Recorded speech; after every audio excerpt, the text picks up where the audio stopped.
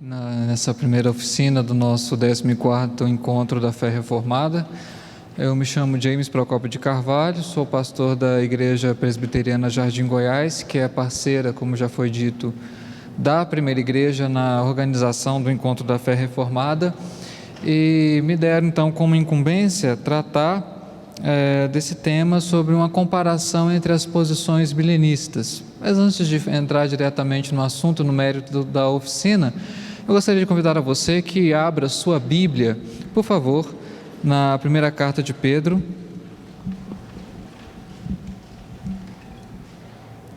capítulo de número 1.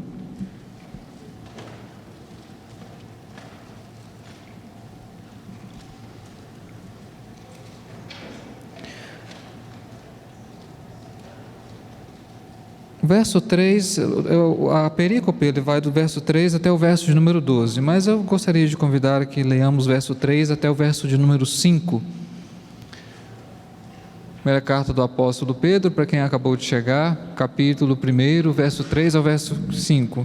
Assim nos diz: Bendito Deus e Pai de nosso Senhor Jesus Cristo, que, segundo a sua muita misericórdia, nos regenerou para uma viva esperança mediante a ressurreição de Jesus Cristo dentre os mortos, para uma herança incorruptível, sem mácula, imarcessível, reservada nos céus para vós outros, que sois guardados pelo poder de Deus, mediante a fé, para a salvação preparada para revelar-se no último tempo. Vamos orar? Te agradecemos, ó Deus, pelo tempo proporcionado pela Tua providência e a Tua bondade em nos dar essa ocasião para nos deleitarmos nas verdades da Tua Palavra e, mais do que isso, nos aprofundarmos em assuntos que, embora para alguns sejam meramente teóricos, para nós têm uma profunda implicação pastoral, pessoal, da esperança, da salvação que nós cremos como revelada na Escritura, que será consumada no último dia. Dá-nos, ó Deus, o equilíbrio para que possamos ser fiéis à Tua Palavra, sem com isso ofender ou até mesmo deixarmos, ó Pai, de tratarmos uns aos outros com amor, e dá-nos, ó Deus, a clareza que o Teu Espírito nos concede na iluminação dele, para que possamos compreender os mais variados assuntos à luz da Tua bondade. É o nosso pedido, a nossa oração, em nome de Cristo Jesus. Amém. A nossa oficina terá duração até aproximadamente 4h30, e para isso eu gostaria, antes de entrar diretamente na oficina, só para conhecer melhor, vocês que estão aqui na oficina, quem aqui não pertence, não é da Igreja Presbiteriana do Brasil, é de outra denominação evangélica? Levante uma de suas mãos. Coisa boa, temos várias pessoas aqui, Deus seja louvado, pode abaixar. Antes de eu explicar o que foi que o pastor Douglas me entregou aqui, uma encomenda, obrigado, Douglas, sobre as questões das posições milenistas, milenismo, pós-milenismo, pré-milenismo, dispensacionalismo, para quantos aqui esse assunto é uma novidade?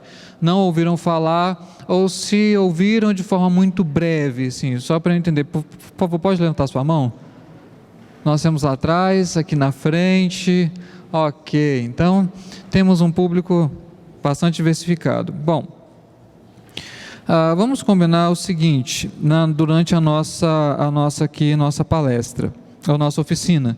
Como o assunto ele é controverso, vou ter que explicar várias linhas, eu dividi da seguinte forma para a nossa oficina ter uma dinâmica também interessante. A primeira parte da oficina eu vou expor as 4 linhas, os 4 pensamentos sobre o milênio. Eu não vou entrar, já digo aqui, talvez para tristeza de alguns, eu não vou entrar em Apocalipse 20, verso 1 ao verso 6.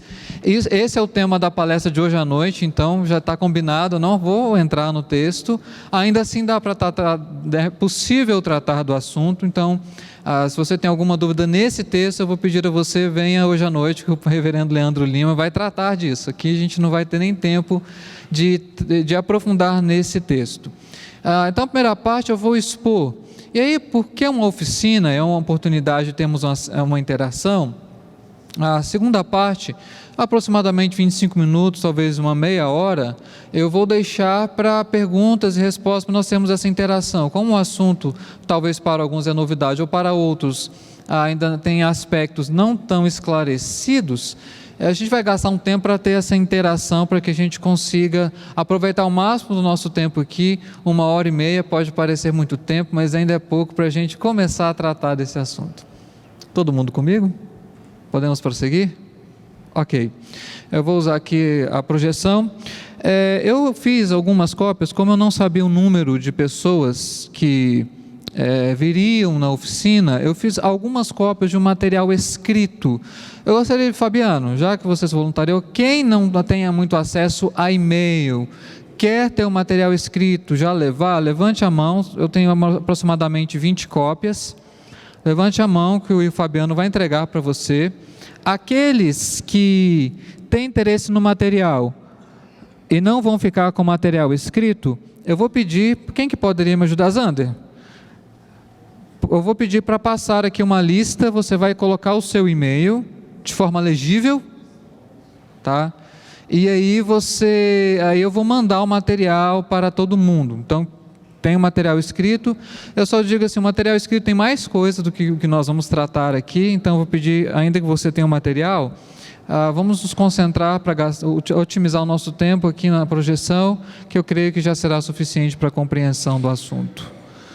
Só esperar o Fabiano terminar de entregar. Enquanto isso, vamos lá. De forma introdutória, já falei algumas coisas aqui. O texto de Apocalipse 20, verso 1 a 6, vai ser tratado hoje à noite, nós não vamos entrar nele. Um outro ponto que é importante nós mencionarmos aqui de forma introdutória na nossa palestra, quando nós estamos tratando de correntes milenistas, nós temos que diferenciar que isso não pode, muitas vezes, ser usado como teste de ortodoxia. Não quer dizer que alguém é mais ou menos ortodoxo, é uma divergência em um ponto específico da questão escatológica e que, na maioria das vezes, não são todos os casos, eu vou falar sobre isso, não toca no que é o essencial do Evangelho, ou seja, ainda crê na justificação pela fé, na graça de Cristo como a única base para a nossa salvação e tudo mais. Então, nós não vamos considerar isso aqui um teste de ortodoxia, não é menos ou mais ortodoxo. Nós temos uma definição doutrinária como reformados, mas isso não significa que outros que têm uma posição divergente sobre o milênio não sejam ortodoxos. É só realmente uma questão de divergência. Ok? Dito isso, também outra coisa básica, nós vamos tratar de um texto de forma mais pormenorizada aqui. Romanos 11, verso 25 e verso 26. Você vai abrir nele depois.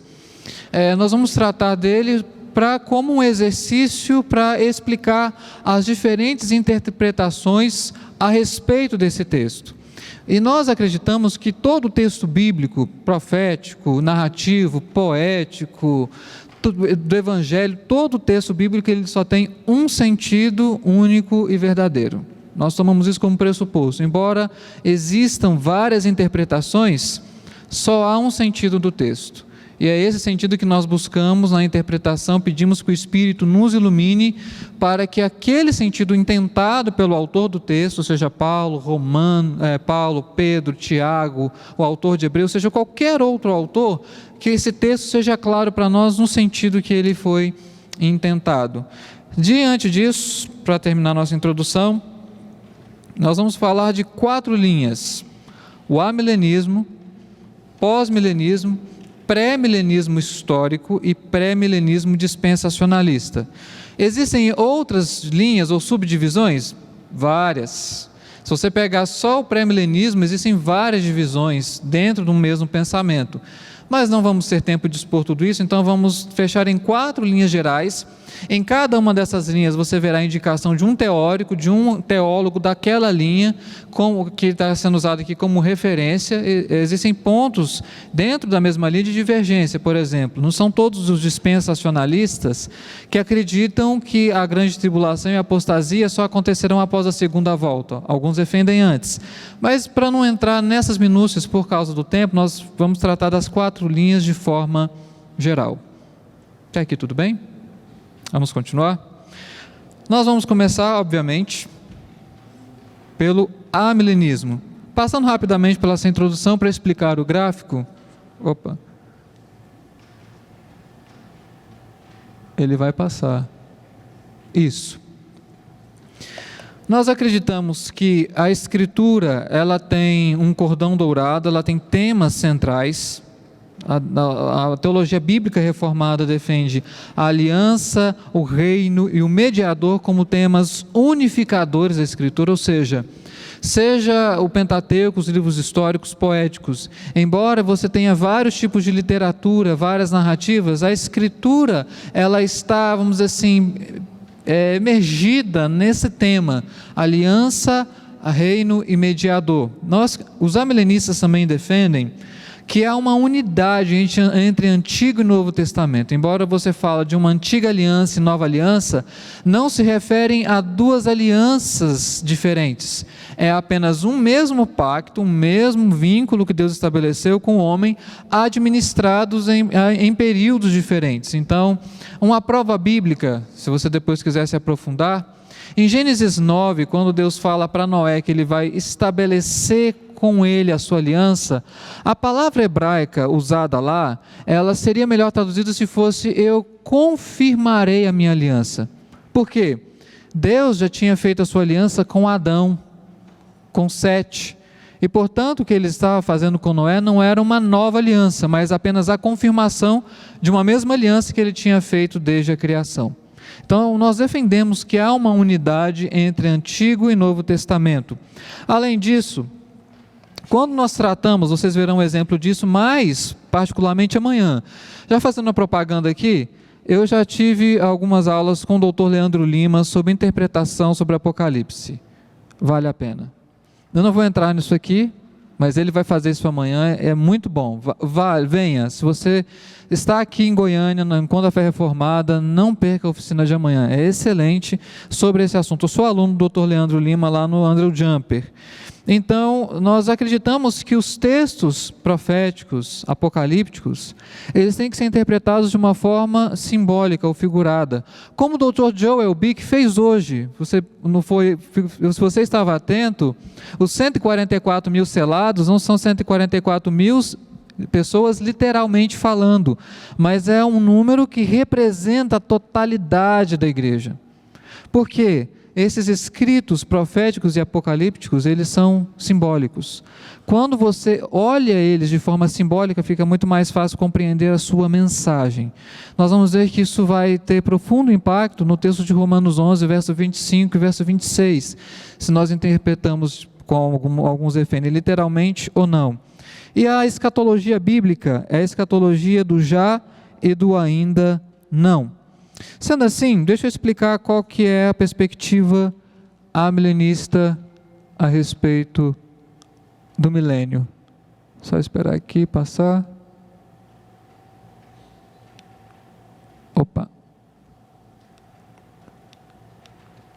Ok. Tentei representar de forma gráfica para ficar mais fácil para traduzir e a gente explicar. O amilenismo defende que o milênio não significa um período literal de 1000 anos, seja antes ou depois da volta de Cristo. É uma forma de Apocalipse se referir a um período de tempo indeterminado, podem ser 10, 20 mil anos, mas que compreende entre a primeira e a segunda volta de Cristo. Então o amilenismo defende que o milênio ele já está em andamento. Ele não é apenas algo futuro, mas eu e você já vivemos o milênio. As bênçãos, algumas bênçãos que Deus já prometeu para os seus servos, da herança, já são vividas hoje. Por exemplo, o Dr. Joel Bick tocou numa dessas bênçãos, que é a habitação do Espírito, que é uma das bênçãos escatológicas dadas àqueles que vivem entre a primeira e a segunda vinda de Cristo. Então, o amilenismo defende que nós já vivemos o milênio. Portanto, a grande tribulação, a apostasia, a vinda do anticristo, são todas questões escatológicas que acontecem na presente era. Está aqui tranquilo? Então, para o amilenismo, vai haver apenas mais uma única e exclusiva vinda de Cristo. Ela não será feita em duas etapas, não será feita por partes. Nós acreditamos, como o Dr. Joe Bick falou, você olhar, faz uma pesquisa, todas as vezes que o Novo Testamento usa a palavra parousia, que significa vinda, ele sempre usa no singular, invariavelmente. Ou seja, o Novo Testamento, os escritores do Novo, pressupõem apenas mais um retorno de Cristo. Nesse retorno de Cristo é que então haverá a ressurreição dos mortos, crentes e ímpios, o julgamento final e o início daquilo que é compreendido como estado eterno ou final. Outra coisa que é importante mencionar, que para o amilenismo, o aprisionamento de Satanás, aquilo que alguns textos se referem como a prisão de Satanás, como o texto de Apocalipse 20, não é também uma questão futura, é algo presente. E quais são os argumentos a favor dessa interpretação? Primeiro, o próprio Cristo em Lucas 10 fala que ele viu Satanás caindo como relâmpago. Em João capítulo 13, o próprio Cristo também fala que agora quando? Quando Judas tinha acabado de sair para trair Jesus, e Jesus fala, agora foi expulso o príncipe do mundo. Então o amilenismo entende que o aprisionamento, não no sentido literal, mas como uma limitação ou um cerceamento da ação de Satanás, é algo que está no presente. Não é literal, ou seja, não vai acontecer no futuro, mas acontece entre a primeira e a segunda vinda de Cristo.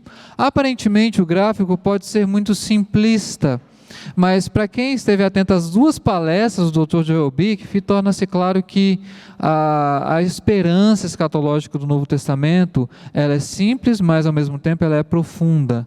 E já fazendo um parêntese nesse ponto, eu não gostaria de tratar desse assunto apenas em termo teórico ou meramente teológico. Eu acho que essa questão milenista tem implicações pastorais. Ela tem aplicação para a igreja, a maneira como a igreja vai esperar e aguardar o retorno de Cristo. Ficou compreendido a perspectiva milenista nesse gráfico?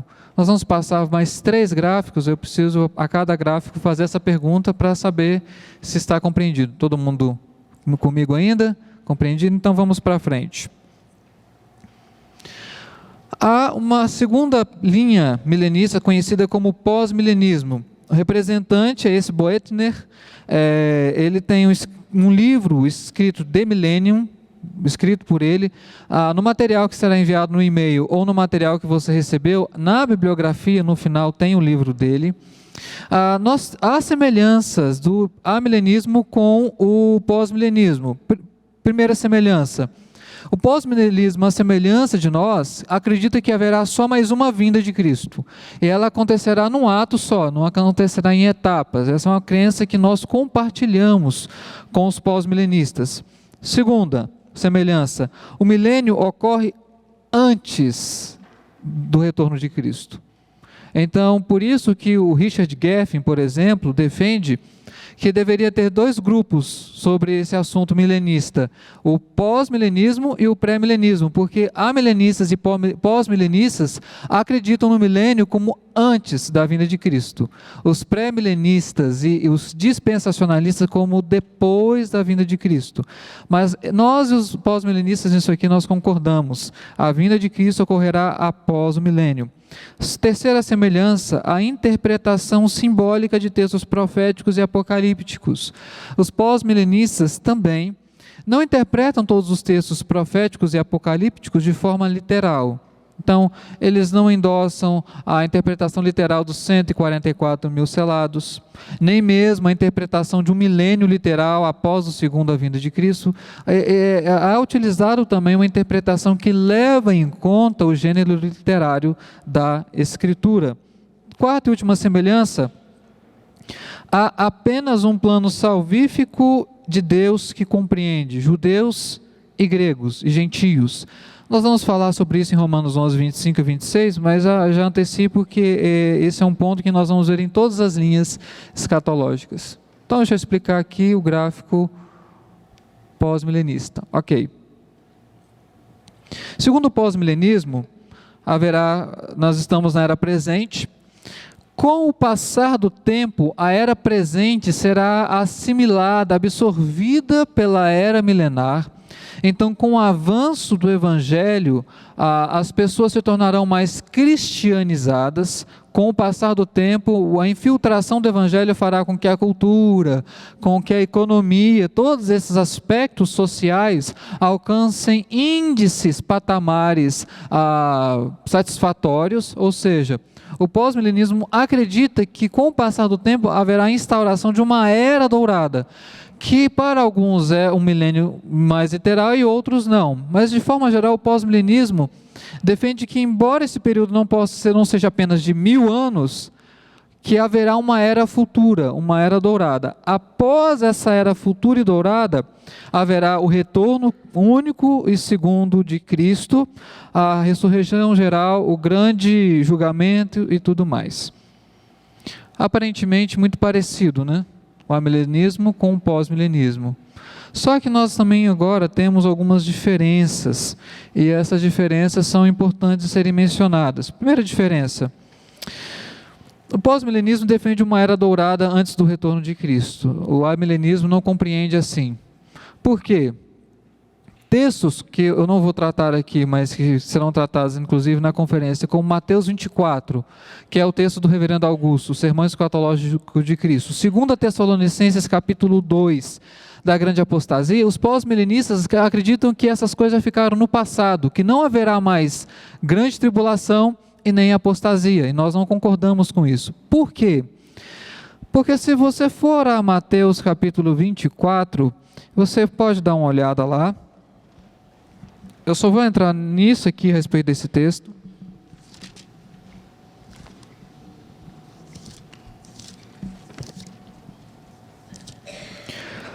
Mateus 24.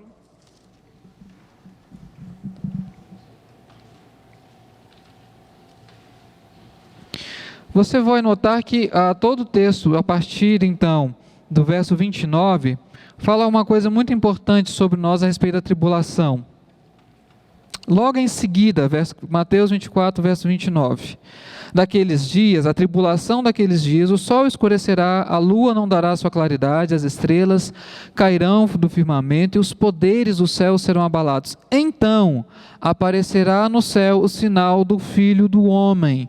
Todos os povos da terra se lamentarão e verão o Filho do Homem vindo sobre as nuvens do céu com poder e muita glória. De forma bem resumida, segundo Mateus 24, a tribulação ela tem que acontecer imediatamente antes da vinda do homem. Então não é algo que ficou no passado. Eu e você, nós estamos num período compreendido pelo amilenismo de grande tribulação. Então nisso nós não concordamos com os pós-milenistas. Uma terceira divergência é que alguns pós-milenistas acreditam que, embora não haja um plano separado para os judeus e gentios, que haverá, no período iminente ao retorno de Cristo, uma grande conversão dos judeus. Ou seja, antes de Cristo voltar, haverá uma conversão em massa de judeus espalhados ao redor do mundo, e aí Cristo virá. E essa é uma diferença, porque o amilenismo compreende que a conversão dos judeus não se dá no período antes da volta de Cristo, iminentemente antes, e nem muito menos depois. A conversão dos judeus se dá ao longo da presente era. Nós vamos deixar esse detalhe à parte, mais importante, para o tratamento de Romanos 11, verso 25 e verso 26. Ok? Podemos prosseguir então? Então, amilenismo, milênio é durante esse período. O pós-milenismo acredita que o milênio é durante, mas que haverá uma era dourada com uma conversão em massa dos judeus, com um mundo muito cristianizado. Então, Cristo vai voltar no mundo já quase que em sua totalidade convertido a Cristo. As perguntas eu vou ter que deixar para o final, gente, senão eu não consigo terminar de expor aqui. Ok, se ficar mais tempo para perguntas e respostas, para mim não tem problema, desde que a gente consiga caminhar nas 4 linhas. Para o milenismo, o grande representante dessa linha é o George Eldon Ladd. Se você for, tem livro Teologia do Novo Testamento dele, antes era pela Ragnus. Você tem também o comentário da Vida Nova de Apocalipse, é dele. Então, se você tiver o comentário, se você for pesquisar nele, não há problema, desde que você saiba que ele é um representante do pré-milenismo. Então, quando chega na parte do milênio, ou interpretação de textos que tem a ver com o milênio, essa é a linha que o George Eldon Ladd segue. Alguns pontos positivos a serem ressaltados, eu estou usando aqui o Anthony Huckman, do livro A Bíblia e o Futuro. Quais são os pontos? O Ladd, como pré-milenista, ele ainda admite e defende a unidade da Escritura e a sua inspiração, diferente do dispensacionalismo. Segundo, a igreja já desfruta de bênçãos escatológicas, ou seja, a igreja já desfruta de promessas escatológicas que para muitos outros só estão reservadas para depois do retorno de Cristo. O Ladd defende que a igreja já desfruta dessas bênçãos. Terceiro, que a segunda vinda de Cristo será um evento único e não em duas etapas. Traduzindo, sendo um pré-milenista, o Ladd ele não concorda com a ideia do arrebatamento da igreja.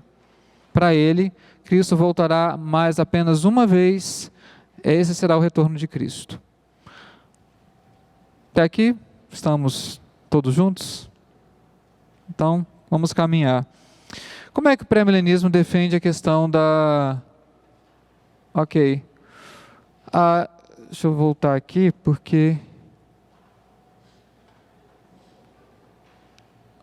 Isso. Como é que o pré-milenismo, então, vê a questão da milênio? Eles acreditam na era presente.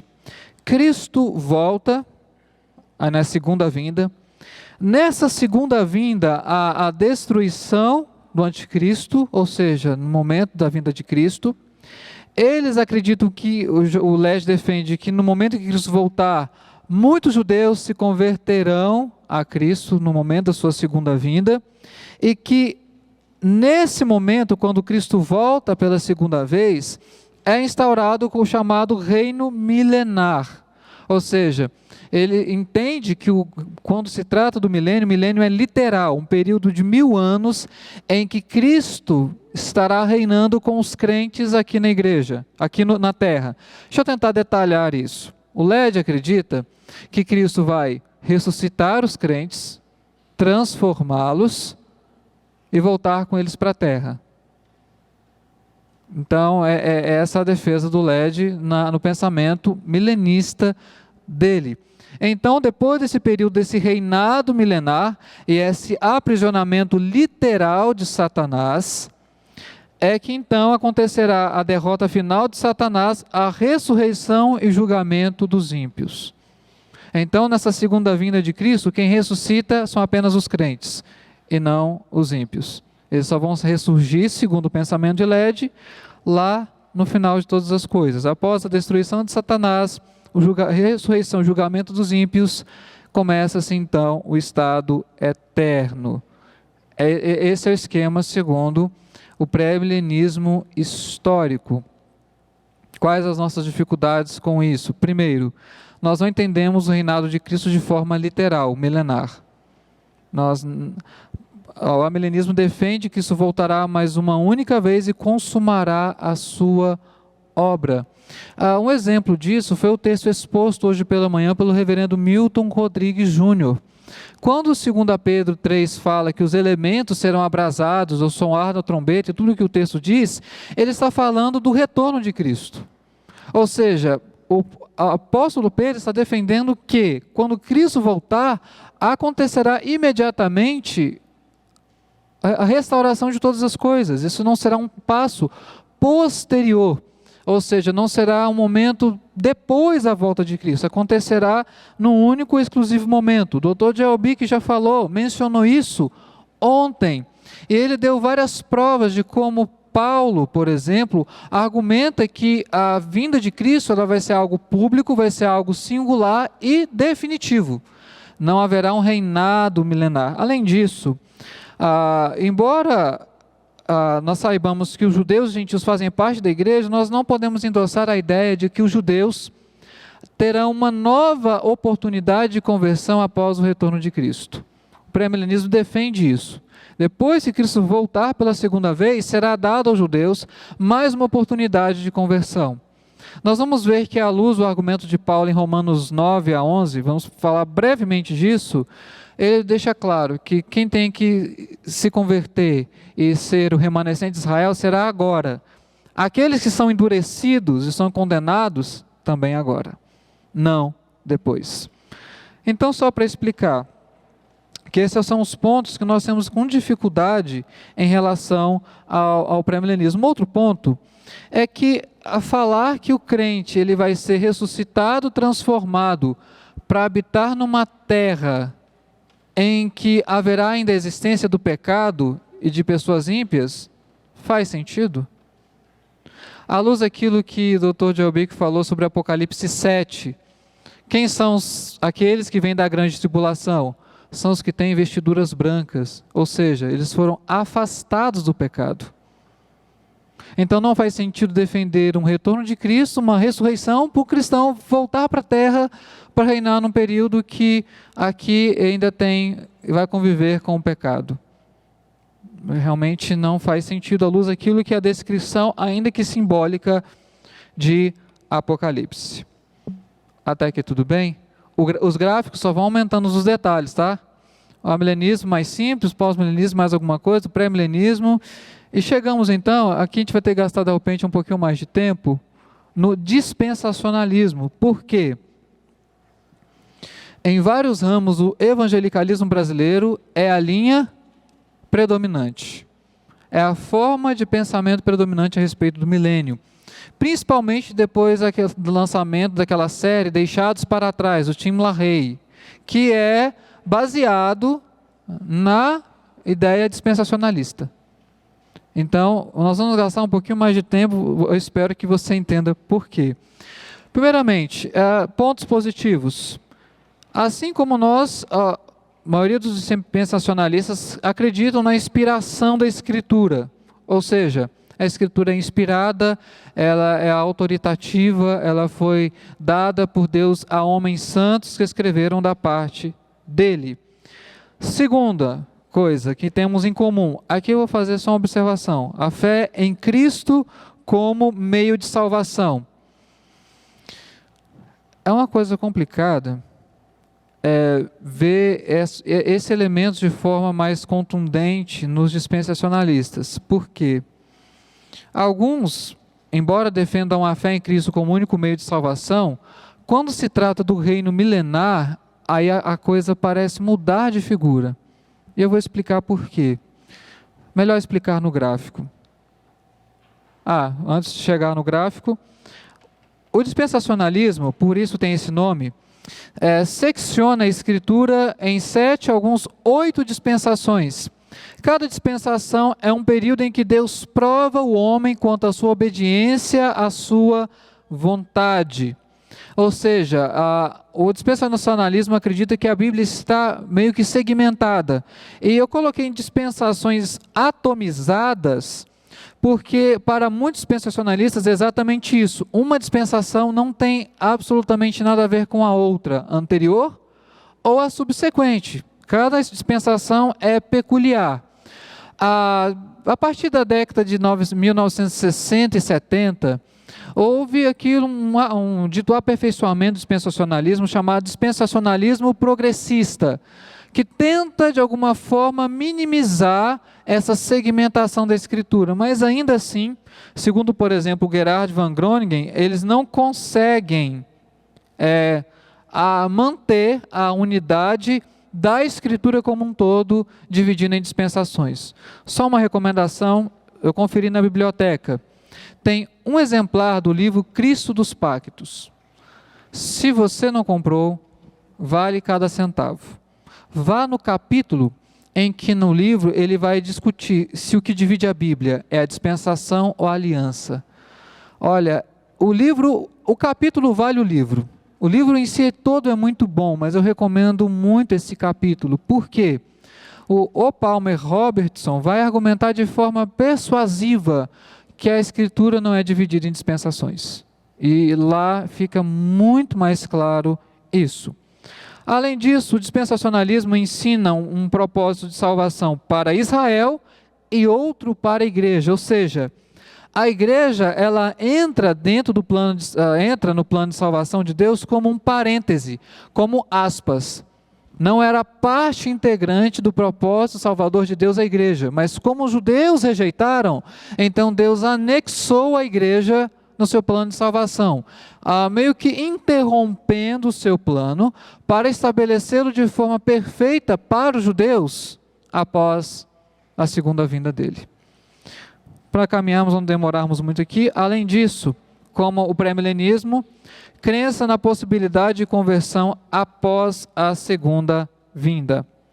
Eu vou passar rapidamente pelas divergências, elas não ficarão claras na exposição do gráfico.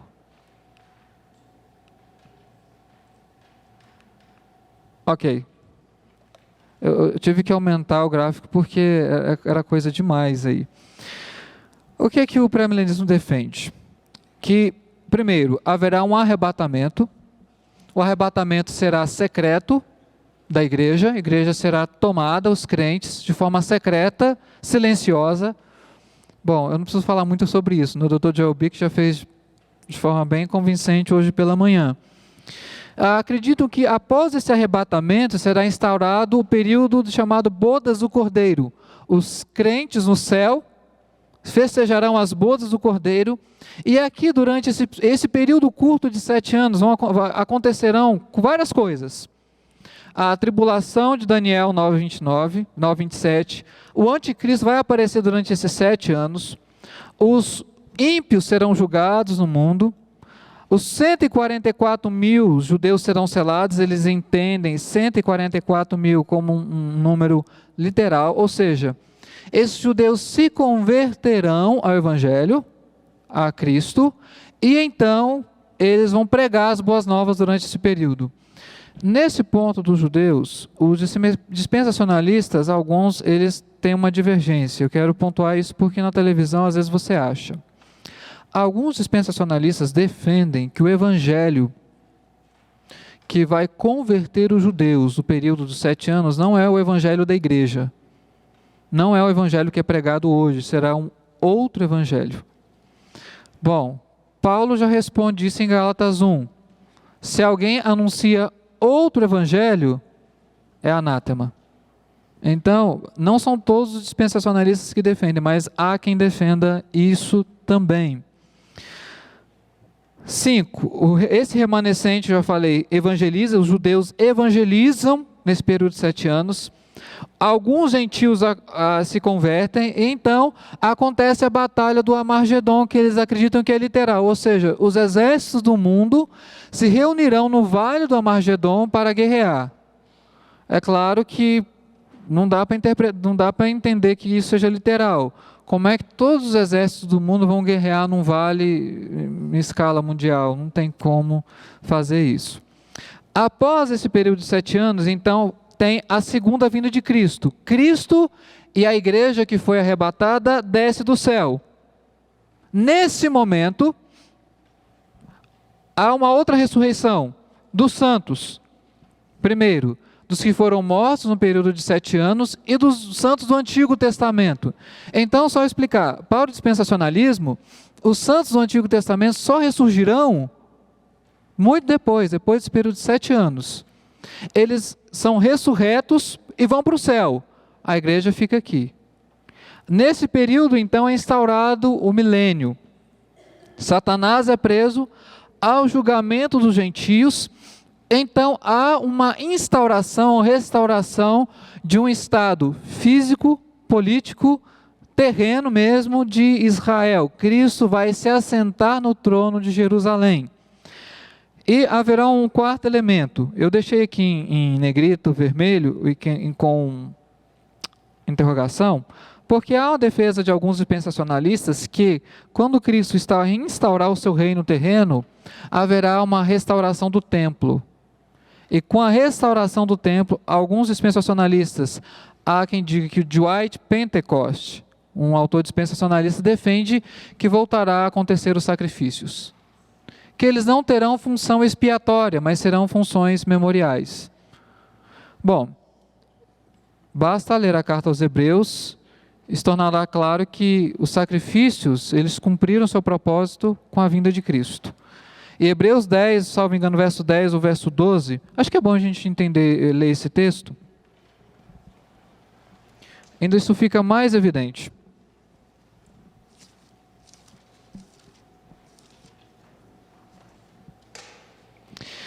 Verso 10. Se você olhar,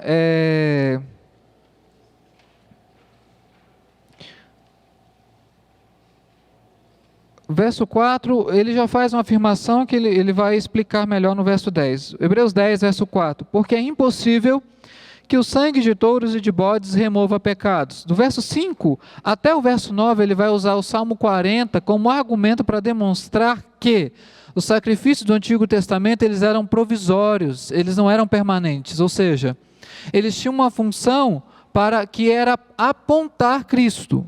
E então, no verso 10, ele diz algo que para nós é importante quanto a esse tópico dos sacrifícios. Nessa vontade é que temos sido santificados mediante a oferta do corpo de Jesus Cristo uma vez por todas. Ou seja,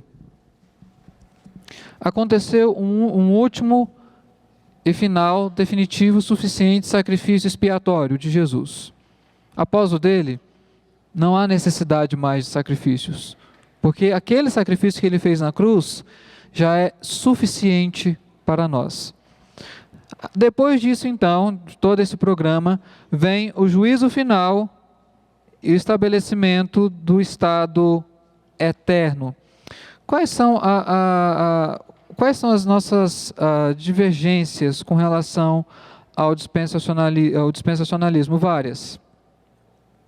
O Huckman, no livro A Bíblia e o Futuro, faz 8 críticas ao dispensacionalismo, mas eu gostaria de me ater aqui a 6 pontos apenas do dispensacionalismo. Primeiro, o primeiro ponto é que o dispensacionalismo faz uma divisão da Escritura que não é justa. A Escritura, há uma unidade dela, como nós falamos no início, ela é una, ou seja, do Antigo e Novo Testamento, os dois testamentos tratam de um pacto, de uma aliança, e não várias dispensações, como nós vemos no programa dispensacionalista.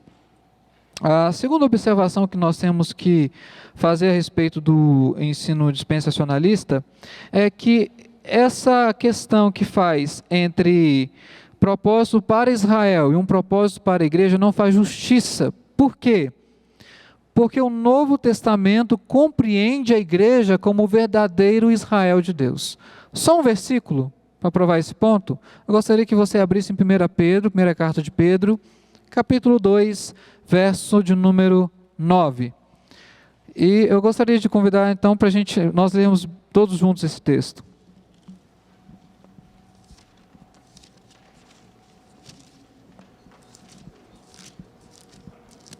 1 Pedro 2, verso 9.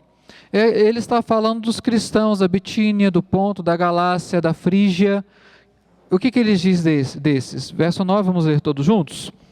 Vós, porém, sois raça eleita, sacerdócio real, nação santa, povo de propriedade exclusiva de Deus, a fim de proclamardes as virtudes daquele que vos chamou das trevas para a sua maravilhosa luz. Pedro nos aplica expressões do Antigo Testamento usadas para Israel: raça eleita, sacerdócio real, nação santa, são todas expressões do Antigo Testamento usadas para Israel. E Pedro então aplica à igreja. É a igreja o verdadeiro Israel. Eu não vou entrar totalmente aqui, porque a gente vai ver isso em Paulo mais no final. Mas só queria mostrar que não faz sentido falar de um propósito para a igreja e outro para Israel. Sendo assim, a igreja ela não é um parêntese, ela não é um anexo, ela não é apenas aspas no plano de Deus. Ela é parte integrante da salvação do Senhor. Para nós não demorarmos muito, nós já falamos do reino milenar e futuro, nós também não podemos endossar a ideia de que Cristo vai instaurar um Estado israelense terreno em que ele vai reinar no período milenar.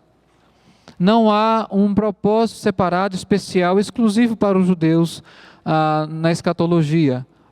É um propósito para a igreja, judeus e gentios, e não apenas para judeus. Portanto, e poderíamos falar muito mais a respeito do dispensacionalismo como enquanto uma linha milenista.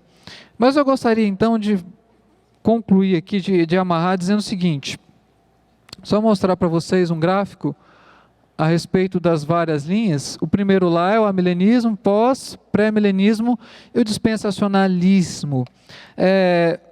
Nós não somos neutros no sentido de que a nossa avaliação é à luz, sim, do amilenismo enquanto posição milenista.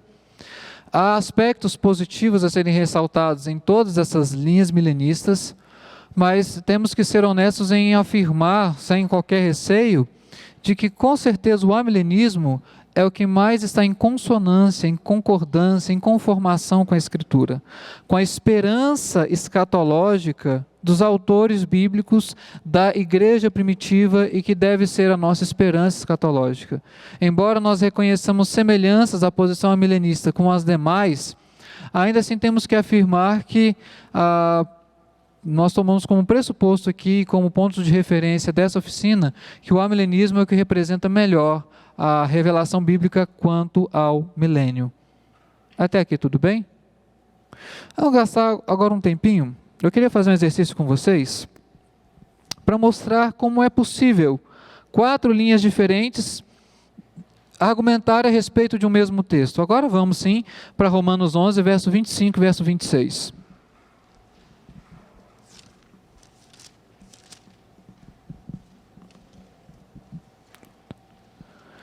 Romanos 11, verso 25 e verso 26.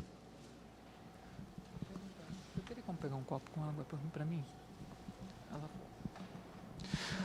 Romanos 11, 25 e 26. Paulo diz assim: porque não quero, irmãos... Todos abriram? Porque não quero, irmãos, que ignoreis este mistério, para que não sejais presumidos em vós mesmos, que veio o endurecimento em parte a Israel, até que haja entrada a plenitude dos gentios, e assim todo Israel será salvo, como está escrito: virá de Sião o libertador, e ele apartará Jacó das suas impiedades.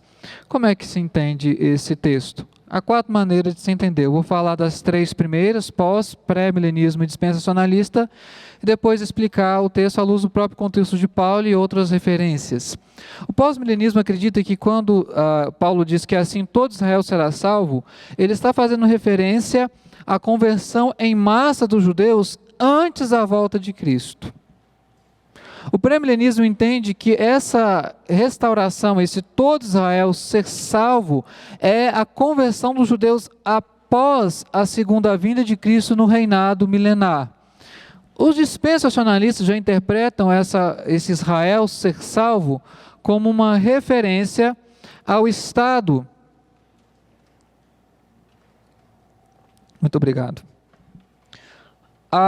Aos judeus serem convertidos após o arrebatamento, a instauração do milênio, a segunda volta de Cristo. A questão é, o que Paulo quer dizer quando ele fala de todo Israel ser salvo? Ele está falando dos judeus, da sua própria raça, enquanto genealogia, enquanto laços biológicos, ou o que ele está querendo dizer com isso? Bom, para a gente entender, vale a pena fazer um percurso rápido em Romanos 9, capítulo 9 ao capítulo 11. Não vou ler todos esses capítulos, obviamente, são extensos, mas eu quero mostrar algumas coisas aqui. Paulo ele vai lidar nesses 3 capítulos a respeito da incredulidade dos judeus, da fé dos gentios, do enxerto dos gentios na oliveira e como é que fica a situação dos judeus nesse contexto. Então, no capítulo 9, verso 1 ao verso de número 4, ele fala que aos judeus pertencem a aliança, a glória, as promessas, a legislação, culto, 7 elementos ao todo. E ele vai então argumentar, a partir do verso 6, que a palavra não falhou, por quê?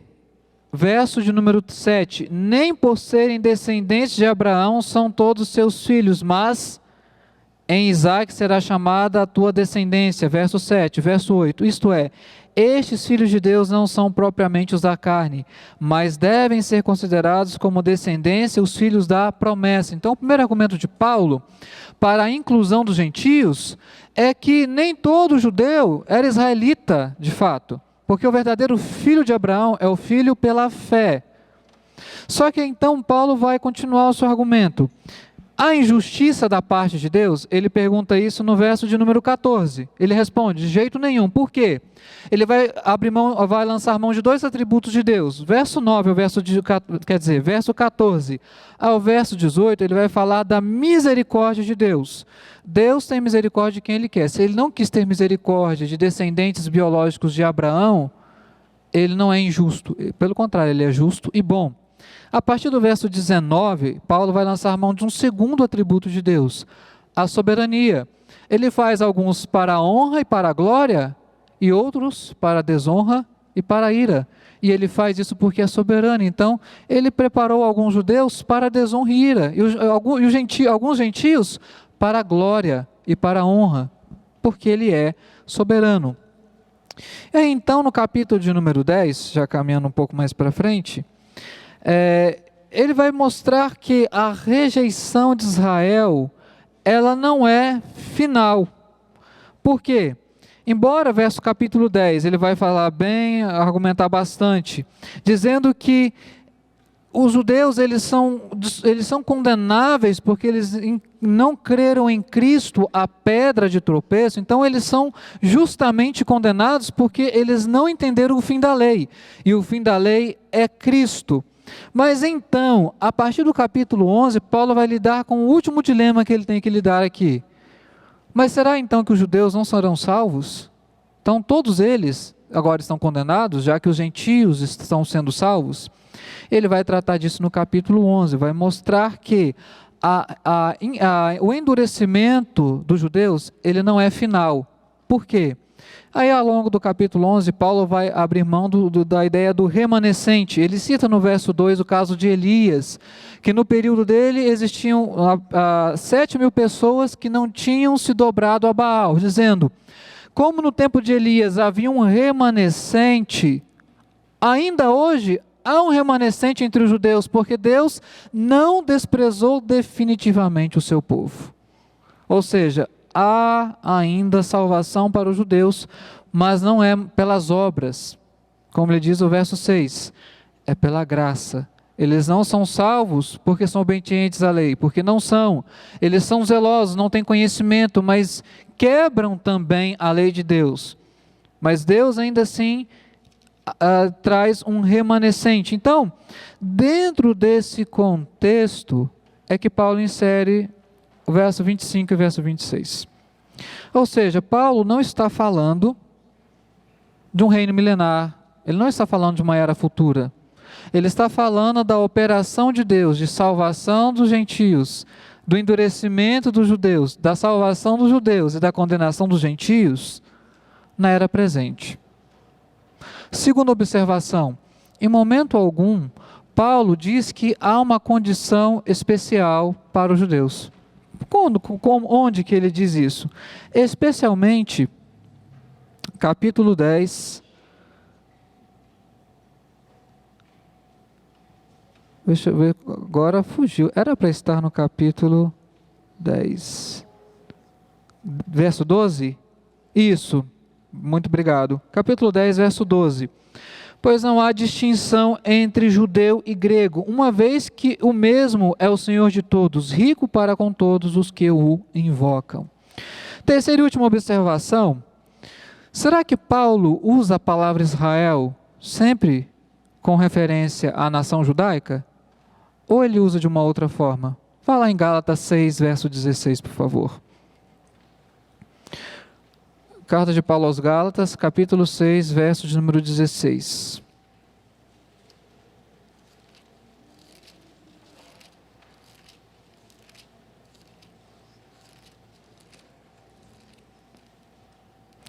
E a todos quantos andarem de conformidade com esta regra, paz e misericórdia sejam sobre eles e sobre o Israel de Deus. Ele está escrevendo uma carta para os Gálatas, em sua boa parte, gentios.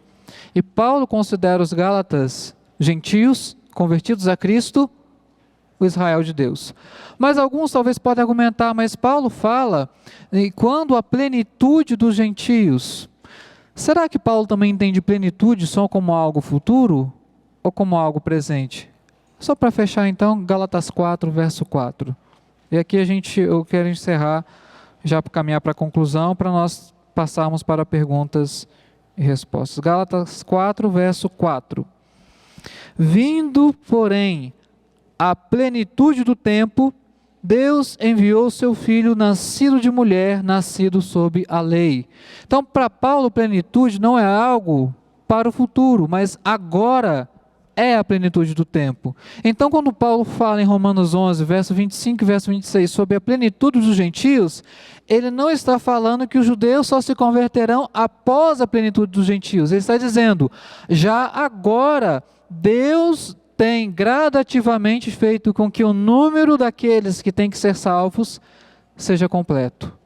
Esse é o conceito paulino de plenitude, não algo futuro, mas a plenitude do tempo foi a vinda de Cristo, e agora a plenitude dos gentios que são salvos pela fé. Sendo assim, só para fechar, quando Paulo diz todo Israel será salvo, ele está falando de judeus e de gentios, que ao longo desta presente era escatológica são salvos. Não há um propósito separado para judeus e para gentios. Está aqui tudo bem? Ok? Sendo assim, eu queria caminhar rapidamente para 3 conclusões. A definição quanto ao milênio não é simplesmente uma questão escatológica. Ela é, na maioria das vezes, uma questão hermenêutica. É a adoção de um método de interpretação da Escritura. Se você adota um método de interpretação literalista, isso vai ter influência na sua entendimento a respeito do milênio. Mas se você adota como método de interpretação a levar em conta as figuras de linguagem, metáforas, recursos variados que os autores usam, então isso também vai ter impacto. Os dispensacionalistas, eles incorrem várias incoerências porque eles adotam um método literalista. Entendem os textos de forma muito estrita e radical. Os 144 mil, o templo de Apocalipse capítulo 11 e por aí vai. Então, nós não estamos falando apenas de uma perspectiva escatológica. Dependendo da linha hermenêutica de interpretação que você adota, isso influencia a sua percepção sobre o milênio. Por isso, faça aqui uma observação importante. O dispensacionalismo não é simplesmente uma linha milenista. É uma proposta de interpretação bíblica. No material tem a citação de uma obra dispensacionalista que deixa isso bem claro, que é uma obra de Edwin Hartill. Ele defende que o dispensacionalismo é um método de interpretação bíblica.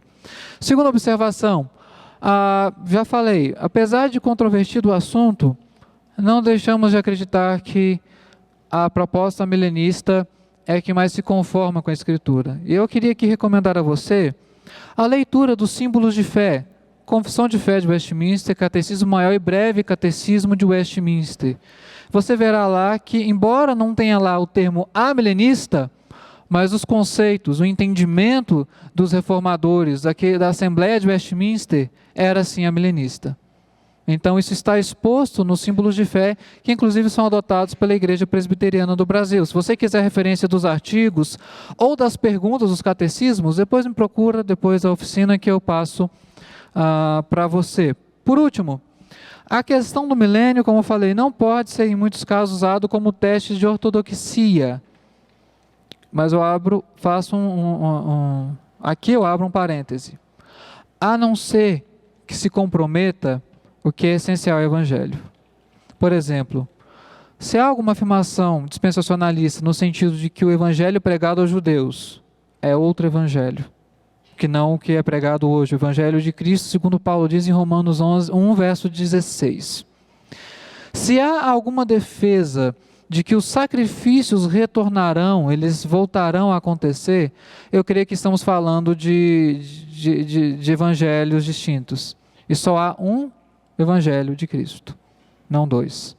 Então, na maioria das vezes, não é teste de ortodoxia, mas existem autores dispensacionalistas que eu reconheço aqui, eu sou bem franco, não dá para chamá-los de irmãos.